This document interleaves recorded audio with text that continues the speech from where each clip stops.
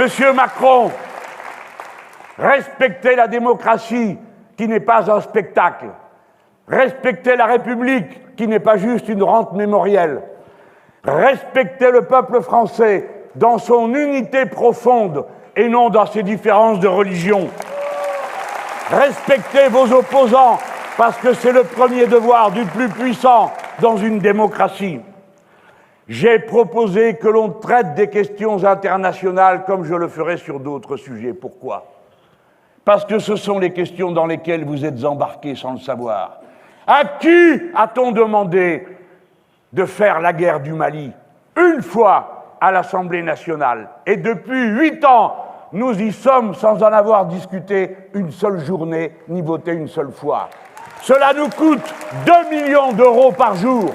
C'est la guerre la plus chère que la France ait faite depuis la guerre d'Algérie.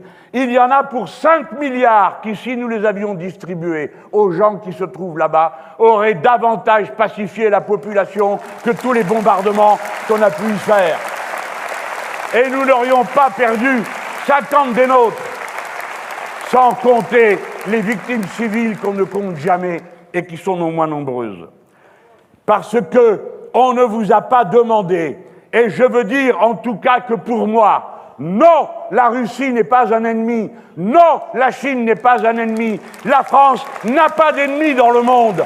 Elle a des intérêts, elle a des principes, mais je refuse qu'on s'embarque dans la guerre sans fin à laquelle on nous promet et dans laquelle nous sommes ridicules, comme nous l'avons montré en Australie, où l'on s'apprêtait à armer M. Scott Morrison et les autres dirigeants libéraux de l'Australie, qui, comme des cyniques, des menteurs, des truqueurs qu'ils sont, et de pauvres caniches de l'Empire nord-américain, au dernier moment se sont dédits et ont ridiculisé la France qui ne méritait pas d'être traitée de cette manière. Mais tant mieux du moins, parce que nous ne sommes pas embarqués dans l'alliance des pays qui se trouvent là contre la Chine. La France est une nation pacifique. Et si vous m'élisez, nous cesserons les guerres. Nous demanderons à quelles conditions le Mali peut à nouveau appartenir aux Maliens. Et nous partirons le jour où on nous dira de nous en aller. Et nous souhaiterons bonne chance au peuple malien, qui est notre peuple ami, et qui choisira bien, comme il l'entend, de faire ce qu'il veut de lui-même. Ces questions, comme elles sont importantes, comme elles sont maltraitées, comme elles sont toutes rabaissées au rang d'un spectacle auquel on ne comprend rien, où un coup succède à l'autre. Un jour, on intervient, le lendemain, on insulte le Premier ministre du Mali. Un jour, on s'en va faire des gesticulations mémorielles. Le lendemain, on insulte le peuple algérien. Quel est cet embrouillamini qui fait qu'on ne sait plus qui est la France?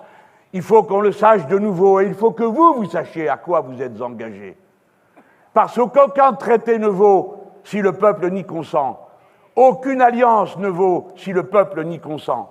Et moi, je vous demanderai de consentir à sortir de l'OTAN, dans laquelle nous n'avons rien à faire, dans les aventures militaires perdues d'avance des États-Unis d'Amérique.